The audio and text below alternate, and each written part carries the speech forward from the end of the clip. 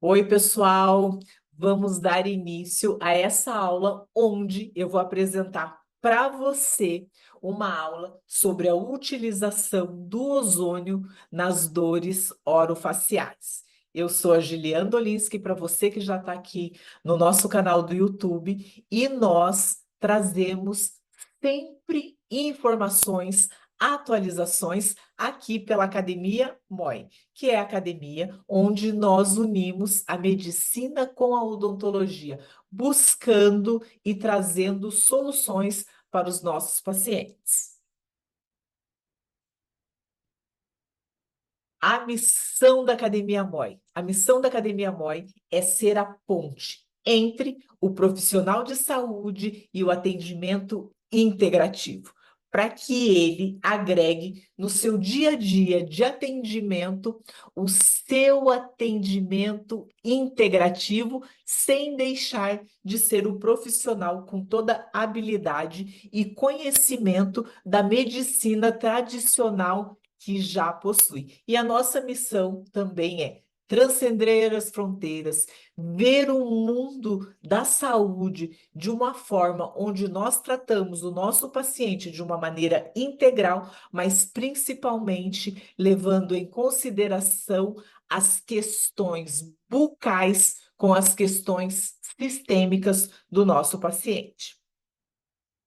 Eu sou a doutora Giliane Dolinski, sou formada em odontologia, sou mentora em saúde e também palestrante.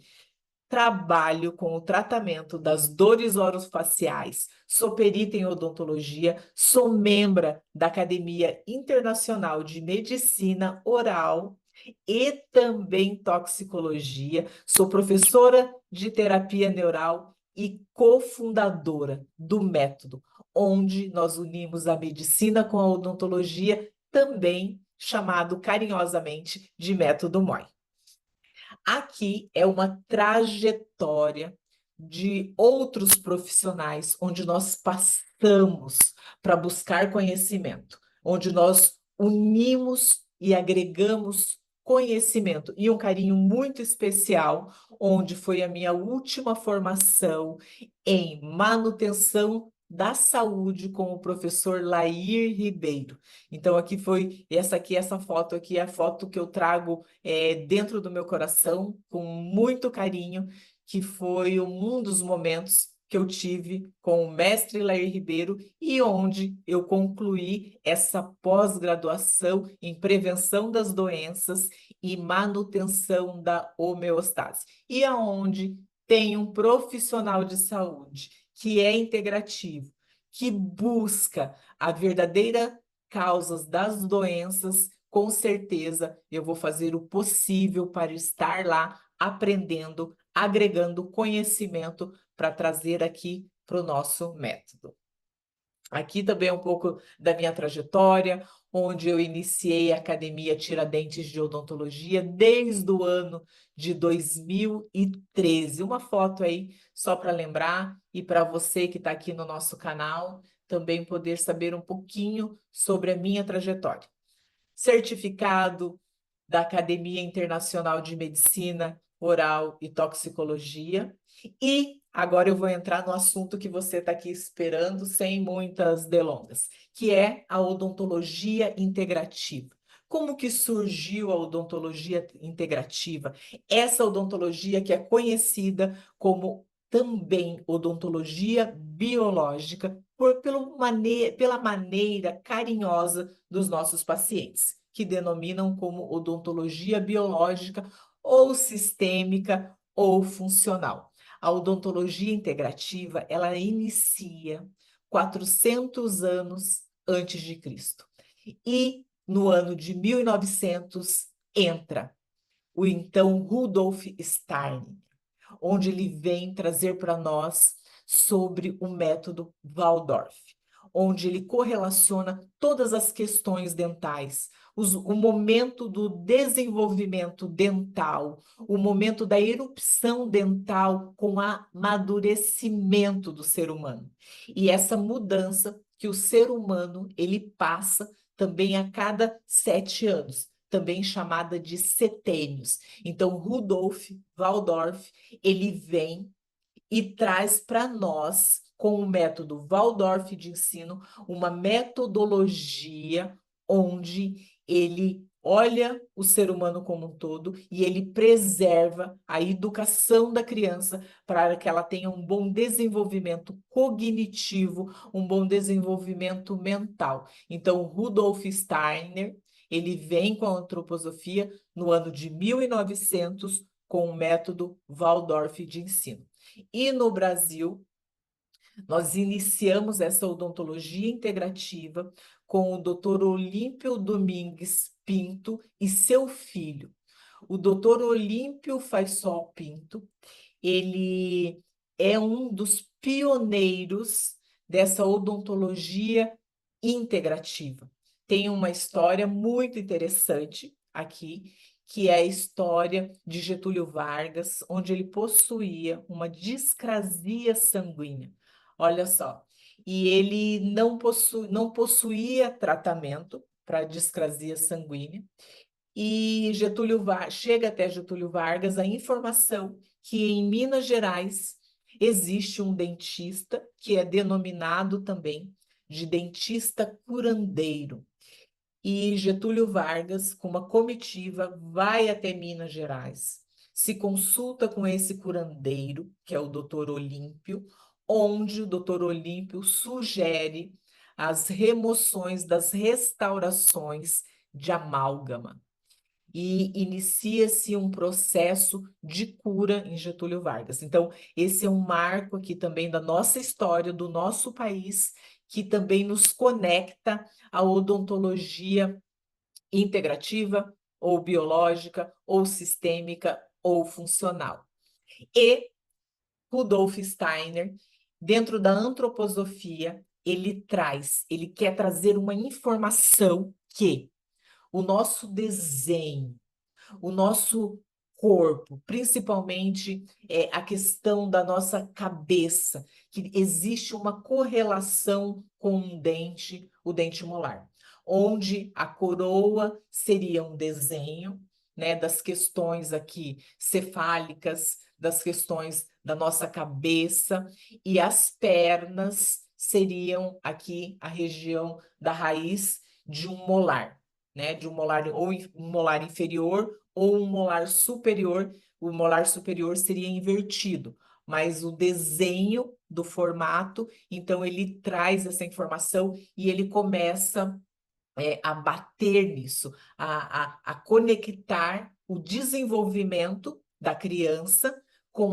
os momentos da erupção dentária. Onde, por exemplo, a criança ela só vai iniciar os primeiros passos quando ela mantiver o equilíbrio da cabeça. Quando a cabeça estiver numa posição a qual a criança consiga sustentar. E quando acontece isso? Quando inicia a erupção dos incisivos superiores e dos incisivos inferiores.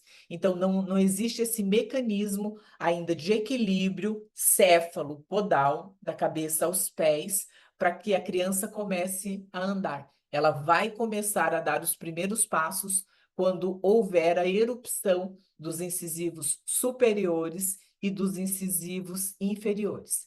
E não podemos deixar de trazer aqui o pai da medicina, Hipócrates. Dentro do juramento do médico, no momento da sua formatura, é conhecido como juramento de Hipócrates. E ele traz uma frase que nos toca o coração, que é: aliviar a dor é uma obra divina. É ter o conhecimento de aliviar a dor de alguém, de aliviar a dor do nosso paciente, isso sim é uma obra divina, é uma iluminação divina e é uma bênção de Deus. Então, Hipócrates também tem muitas frases de Hipócrates que eu gosto de trazer durante as minhas aulas, mas essa, de aliviar a dor, é uma obra divina, é uma das frases de Hipócrates que toca o meu coração.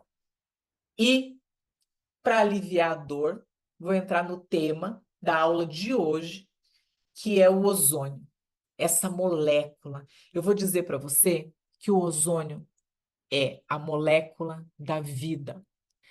O ozônio, ele traz para nós uma forma terapêutica onde nós podemos utilizar essa molécula da vida, que contém grande parte de oxigênio e uma parte de ozônio para tratar dores, para aliviar inflamação de origem odontológica, de origem médica, de origem da fisioterapia. Então, nós utilizamos o ozônio no nosso dia a dia, de uma maneira muito prática, com efeitos colaterais praticamente nulos. Eu consigo dizer efeitos colaterais nulos. Por quê? Porque o ozônio ele só vai dar errado se a gente não respeitar a técnica, não respeitar a via adequada de tratamento. Então, conhecendo sobre o ozônio, entendendo sobre o ozônio, tendo o conhecimento, o mecanismo da utilização do ozônio, nós podemos navegar dentro do sistema, dentro da fisiologia do nosso paciente, trazendo alívio às dores dos nossos pacientes. Dores crônicas, dores agudas, o ozônio, ele sempre é nosso aliado. E antes de entrar no ozônio, eu vou falar um pouquinho sobre 1840, quando Christian Friedrich, ele descobre por acidente esse gás através de uma descarga elétrica.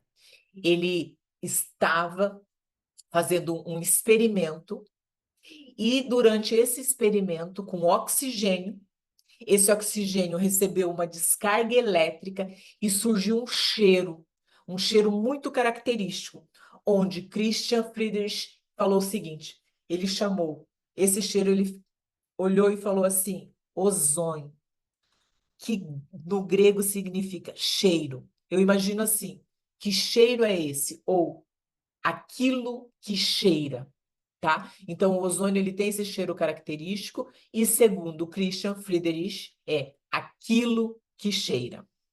E no ano de 1857 vem Ernest Werner, onde, pela Siemens, eles produzem o primeiro aparelho, que é o primeiro aparelho da história gerador de ozônio. Então, criado pela empresa Siemens no ano de 1857. Olha só quanto tempo faz que o ozônio já está dentro da medicina. E na Primeira Guerra Mundial, no ano de 1914, os médicos alemães já utilizavam a ozonioterapia para tratamento e recuperação nos feridos de guerra. Uma maneira prática para atendimento, uma maneira eficaz, sem efeito colateral e principalmente com custo muito baixo. Então, durante a Primeira Guerra Mundial, no século XIX, já era utilizado o ozônio para eliminar os germes também e as bactérias, isso desde o século XIX, tá? Então, as bactérias já é utilizado a ozonioterapia para combater a ação de germes e bactérias na pele humana. E em 1935, né, vem o livro, no livro de Irving Pyre, onde ele diz que o tratamento com ozônio, ele publicou o tratamento com ozônio no ano de 1935. E no segmento da odontologia, ele apresentou para tratamento de casos de gangrena pulpar, necrose pulpar, e ele já vinha tratando isso com a ozonioterapia. No Brasil, eu vou trazer aqui rapidinho a história do Edson César Philippe, que foi um grande divulgador da ozonioterapia aqui no Brasil. E esse estudo é um estudo alemão pela Sociedade alemã de ozonioterapia, onde eles realizaram 644, eles reuniram 644 profissionais que praticavam a ozonioterapia. Esses profissionais trataram mais de 384 mil pacientes, 384.775 pacientes, com mais de 5.579.000 tratamentos.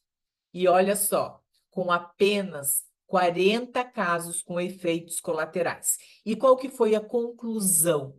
Que os efeitos colaterais apresentados durante o tratamento não tinham nada a ver com o ozônio, e sim com o erro da técnica, escolha do método utilizado, má escolha da via utilizada, e apenas 4 óbitos em 5 milhões. E esses 4 óbitos eram pela via de tratamento também inadequada. Então, conclusão que o ozônio é a mais segura das terapias médicas. Não há outra terapia tão hábil, tão valiosa e tão certeira como a ozonioterapia.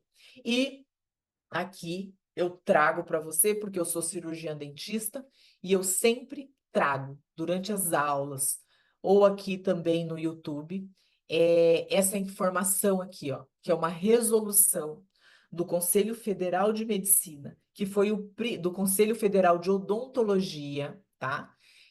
Que foi o primeiro conselho a regulamentar a utilização da ozonioterapia pelos seus profissionais. Então, desde 2015, o cirurgião dentista, ele já pode trabalhar com a ozonioterapia, com uma condição. Olha só, qual que é a condição? Ele tem que ter um curso para habilitação com a utilização do ozônio. Por quê? Porque na grade da odontologia não tem horas ainda com a utilização do ozônio. Então, ele não pode sair da faculdade e começar a fazer a utilização, as terapias com ozônio. É necessário que ele faça um aperfeiçoamento, uma formação para utilização com a ozonioterapia. Qualquer profissional da odontologia está regulamentado pelo Conselho Federal de Odontologia. E eu trago aqui para vocês a terceira edição, que é da Declaração de Madrid. O que nos diz essa Declaração de Madrid? Que o médico, ele pode sim utilizar qualquer terapia que ele tenha concordância que essa terapia vai fazer bem para o paciente. Então, se o Conselho Federal não autoriza, não permite a utilização de uma técnica, mas o profissional, ele acha que essa técnica vai favorecer o seu paciente, ele pode sim utilizar. E é a Declaração de Madrid que embasa, é a Declaração de Madrid que ampara o médico para esse tratamento. E aqui eu vou trazer aqui alguns artigos científicos onde você pode pesquisar e pode mergulhar muito mais nesse universo da ozonioterapia com a odontologia, com as questões da face, com as dores orofaciais, com as paralisias da face, que eu vou falar um pouco sobre isso agora. Então, aqui tem muitos artigos científicos para a gente se embasar, para a gente trazer informações para dentro do nosso consultório. A aula de hoje, eu estou aqui embasada em alguns desses artigos que eu estou mostrando aqui para você.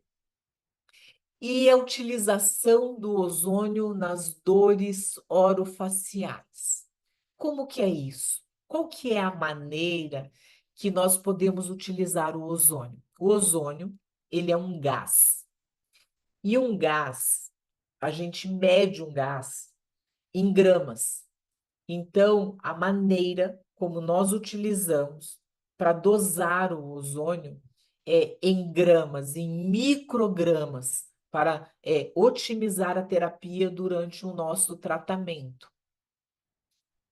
E para entrar na aula de hoje, eu vou falar um pouco para você sobre as paralisia facial, a dor orofacial, a dor da nevralgia do trigêmeo, que é considerada a pior dor que um ser humano pode sentir, até pior do que uma dor de uma crise renal. Uma crise renal, nós conseguimos ainda melhorar essa dor, diminuir essa dor com medicamentos, com analgésicos potentes. Quando se trata das dores orofaciais, principalmente da nevralgia do trigêmeo, isso ainda é uma dificuldade no dia a dia médico, odontológico, terapêutico. Por quê? Porque é uma medicação ela necessita ser a nível central. É uma medicação que traz tolerância para o nosso paciente. O paciente ele se queixa de ter gatilho apenas ao passar, por exemplo, um movimento de escovar o cabelo, já dispara a dor da nevralgia do trigêmeo. Voltando aqui aos 12 pares cranianos. Existem 12 pares de nervo. Os nervos, eles saem do sistema nervoso central, do cérebro, por forames. E eles são em pares. Então, nós temos todos em pares, para o lado direito e para o lado esquerdo. E esses pares de nervos, eles possuem algumas. Eu vou contar para você, assim, ó, para que você compreenda bem. Eles são nervos que são ou sensitivos, que são nervos para que a gente sinta o momento de passar, por exemplo, a mão no rosto, perceber que tem alguma coisa caminhando na nossa pele, ou um momento que a gente come e sente que tem alguma coisa encostando, ficou algum alimento na região aqui orbicular da boca, dos olhos, a gente sente isso pelos nossos nervos sensitivos.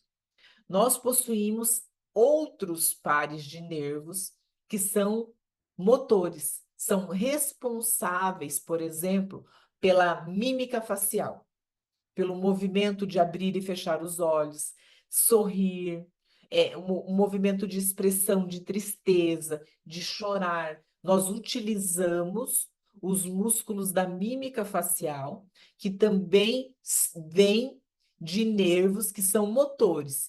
E nós possuímos outros que são mistos. Eles são nervos ou são motores e também nervos sensitivos. A nomenclatura desses nervos sempre são em algarismos romanos, e nós temos eles aqui, por exemplo, o olfatório é o nervo de par 1, o óptico, o nervo 2, o oculomotor 3, o troclear 4, o trigêmeo 5. Hoje eu vou falar com você aqui sobre o trigêmeo, que é o quinto par, e o facial, que é o sétimo par.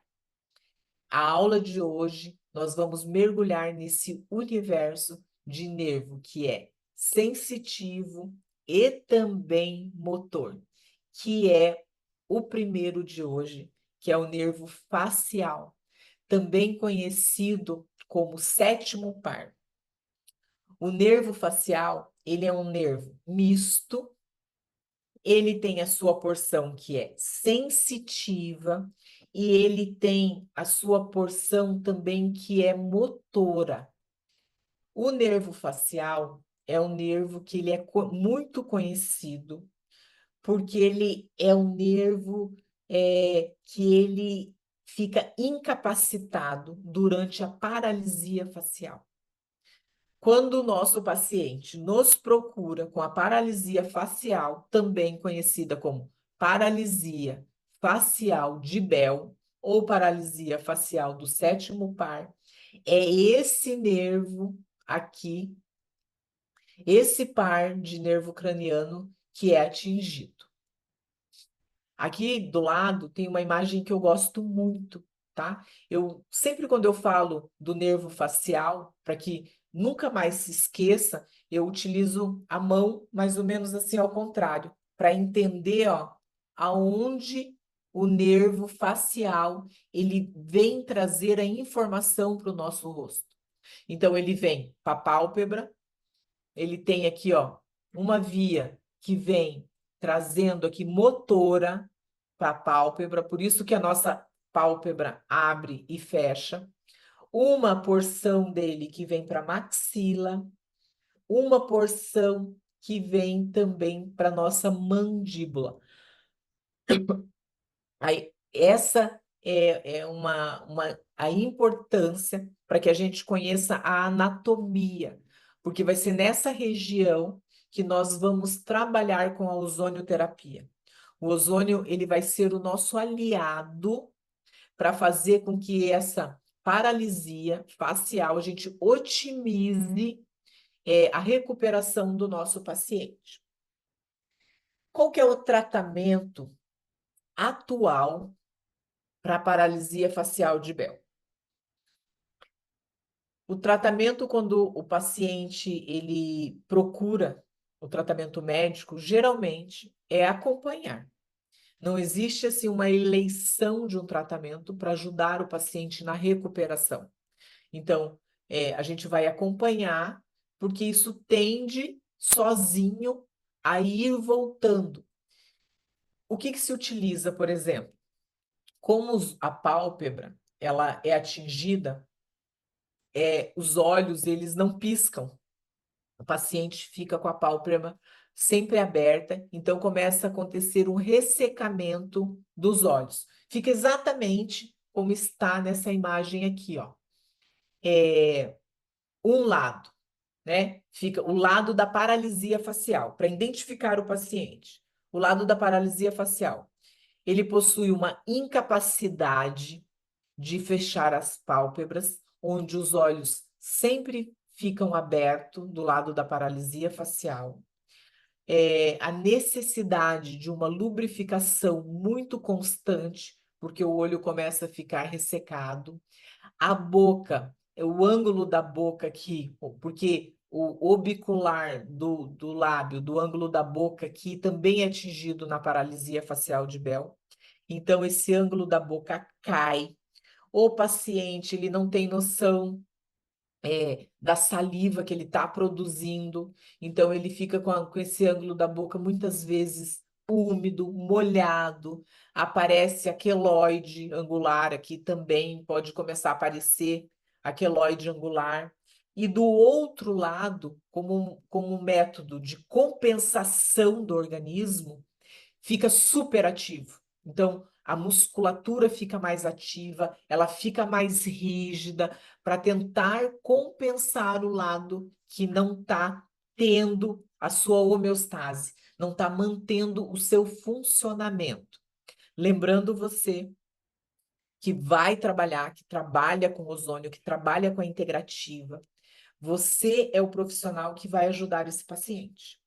Você vai ter esse conhecimento de que você pode lubrificar os olhos do paciente. Isso a medicina faz, mas a gente pode otimizar isso aqui, entender o que nós podemos fazer dentro de um processo integrativo para ajudar essa recuperação ser mais rápida e trazer mais conforto para o paciente.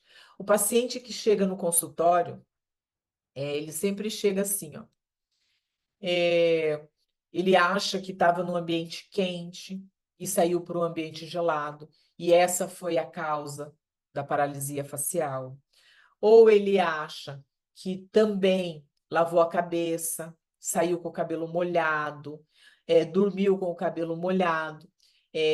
As avós, antigamente, assim, era um relato muito popular que diziam assim: não saia na friagem, porque você vai ficar com a boca torta, né?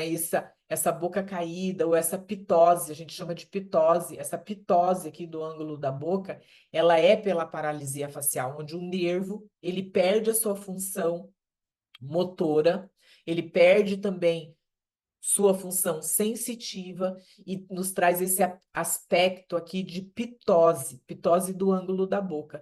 Então, traz esse aspecto também emocional para o paciente e estético muito desagradável.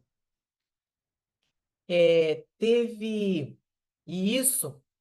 esse tipo de paralisia, ela não é uma paralisia seletiva, ela atinge vários padrões de pessoas, vários níveis sociais, ela atinge idades, ela atinge mais, um pouquinho mais mulheres do que homens. Quando a gente vai pesquisar, tem lá a proporção com mulheres é um pouquinho a mais do que os homens, mas o caso clínico que eu vou trazer hoje, do ozônio, é um caso de homem, exatamente para isso, para mostrar para você que atinge também os homens, é bem comum e que nós podemos trabalhar com ozônio para melhorar isso, mas não é só com ozônio, tá? Eu vou falar para vocês também algumas dicas a mais aqui. A última pessoa famosa que eu ouvi e vi com paralisia facial de Bell foi uma jornalista, que era Fernanda Gentili. Mas também a gente teve Ayrton Senna. Ayrton Senna também foi portador da paralisia facial de Bell.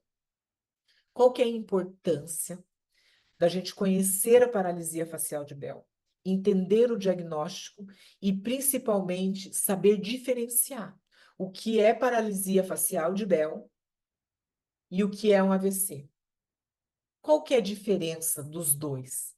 Como eu posso me tornar um profissional com a capacidade de olhar para uma face como essa, olhando apenas para a face, recebendo o paciente?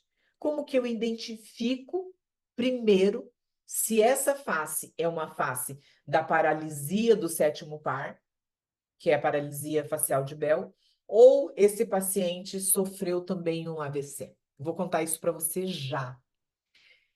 No AVC, não é a pálpebra, ela não é atingida. O paciente ele possui a paralisia da face, ele também pode ter essa pitose do ângulo da boca, mas a pálpebra ela não vai ser atingida. Então, uma das dicas para ser o diagnóstico diferencial é o piscar dos olhos. Pedir para o paciente piscar o olho, fechar, abrir os olhos, já é uma maneira, já é a primeira dica para você diferenciar a paralisia facial de Bell. Dica 2, anota aí, se você tiver com o seu caderninho, deixe isso anotado no rodapé. Na paralisia facial de Bell, não tem paralisia de nenhum membro, nenhum membro a mais do que daqui da nossa região da cabeça e uma partezinha aqui também onde o nervo facial vem, que é mais ou menos aqui assim sensitivo, do nervo facial. Então, na paralisia facial de Bell, é só essa região que está paralisada. No AVC, o paciente ele também vai possuir alguma dificuldade de movimento do lado afetado, do lado que ele teve o AVC. Ou do movimento da mão, ou do movimento da perna. Então, a gente também tem essa característica. Na paralisia facial de Bell, então, voltando aqui, uma característica clínica visual é que existe uma queda grande da sobrancelha e o paciente é como se ele tivesse feito uma aplicação de toxina botulínica no lado paralisado. Ele não tem movimento nenhum da testa, ele não franze a testa. Nessas condições, a gente também trabalha com a toxina botulínica, tá? A gente utiliza a toxina no lado normal do nosso paciente, tá? Então, ele tem o lado paralisado, onde a testa não franze, E o lado normal, ele faz um franzimento muito maior, como mecanismo compensatório de atividade. Então, o lado normal, a testa vai estar bem mais franzida, e o lado paralisado, paralisado mesmo. E o lado que não é paralisado, ele tem uma hiperatividade, mais ruga, o piscar dos olhos é um pouco mais acelerado. O nariz e o lábio, ele desvia. Olha aqui na imagem. O nariz e o lábio, ele desvia para o lado normal. E essa linha que está aqui no meio, olha isso aqui, ó. É uma linha que a gente chama de linha mediana. É traçar uma linha no longo eixo do nosso rosto, dividindo bem o meio da testa, passando bem pelo meio do nariz, onde esse meio aqui do nariz deve passar no meio do filtro, que é esse desenho aqui que nós temos no lábio, que tem que coincidir com o meio dos dois dentes de cima e coincidir com o meio dos dois dentes de baixo e bem no meio do queixo. Na paralisia facial de Bell, quando a gente traça essa linha imaginária, ó, a gente consegue ter noção do grau da paralisia facial. Então, aqui a gente vê o tanto que o rosto está desviado, ó. E esse desvio para o lado que tem as rugas é o lado normal, é o lado que não foi paralisado. Como que a gente pode fazer isso aqui no nosso dia a dia, essa linha? Eu ensino você a fazer com fio dental. Você pode pegar uma linha, um fio dental e medir. Ó, começa aqui bem no meio da testa, aqui na linha do cabelo, divide bem, vem pela região do músculo próximo, passa bem na ponta do nariz e vem até a ponta aqui do mento, ó. E você consegue ter um padrão do tamanho do desvio. Olha como aqui fica bem perceptível. A gente pode ver bem como a boca desviou para esse lado e desse lado aqui, ó, aquilo que eu falei para você, é a ptose do ângulo da boca. A pálpebra que não fecha, o olho fica ali bem maior, né? E o sulco, esse sulco aqui, que é aquele sulco nasogeniano, ele praticamente desaparece. O paciente, ele fica com isso aqui sem sulco, ó. Olha do outro lado, fica bem aparente, né, proeminente aqui desse lado, mas desse lado aqui desaparece por completo, né? E a flacidez aqui, ó, a queda do canto da boca e a flacidez. Muito legal isso aqui. E causas. Causas. Segundo os relatos que a gente busca dentro da literatura tradicional, é de origem desconhecida. A causa da paralisia facial de Bell, ela é uma causa desconhecida, sem causa. Mas, dentro de um padrão de análise integrativo, a gente busca questões virais, a gente quer saber a causa, a gente quer trazer uma informação para o paciente, ele quer saber qual que é o motivo que eu tive a minha paralisia facial de Bell. Ou é viral, ou doenças metabólicas, como diabetes, o paciente que tem um alto nível de insulina, uma hemoglobina glicada bem descompensada, também é um dos fatores metabólicos. Pacientes que já são diabéticos e utilizam, por exemplo, o glifage, que o sal é a metformina. É o paciente que tem a vitamina B12 depletada. Olha a importância de conhecer o paciente e ouvir a anamnese. Se o seu paciente, ele é um paciente que chegou até você com paralisia facial de Bell, ele é um paciente com uma doença metabólica, diabetes, ele utiliza o glifage, não repõe a vitamina B12, já é um caminho, já é um indício para que a gente solicite, vá lá, faça uma prescrição, uma solicitação de dosagem de vitamina B12 eritrocitária para avaliar o nível que esse paciente tem de vitamina B12, porque a reposição também dessa vitamina B12 vai nos ajudar na recuperação do nosso paciente. Doença de Lyme, os tumores faciais, que são tumores, quando em desenvolvimento, afetam também esse nervo facial. Então, a importância de ouvir o paciente, saber se ele teve algum tumor ou se houve algum acidente onde ele traumatizou a face, que também pode atingir a face e causar aí a causa da paralisia facial de Bell ser o trauma na face. Então, é a importância de ouvir o paciente, porque se o paciente fez um trauma na face, ele vai saber. E perguntar quando que você percebeu essa paralisia facial. Você acordou assim, você saiu, sentiu. Geralmente os pacientes eles relatam, eu estava em um lugar, cheguei em casa, fui me olhar no espelho e comecei a perceber que a minha boca estava entortando, ocasionando essa descida aqui do canto da boca, do ângulo da boca. Aí, na sequência, percebe a incapacidade de fechar os olhos.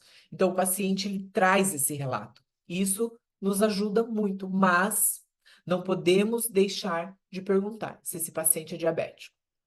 Se é diabético ou pré-diabético, se ele consome a metformina e se ele consome a metformina, solicitar um exame da vitamina B12 eritrocitária para ver como que ele está, como que está essa depleção da vitamina B12. E eu deixo aqui para vocês, um artigo que relata que a paralisia facial de Bell ela é a causa mais comum das paralisias e é unilateral.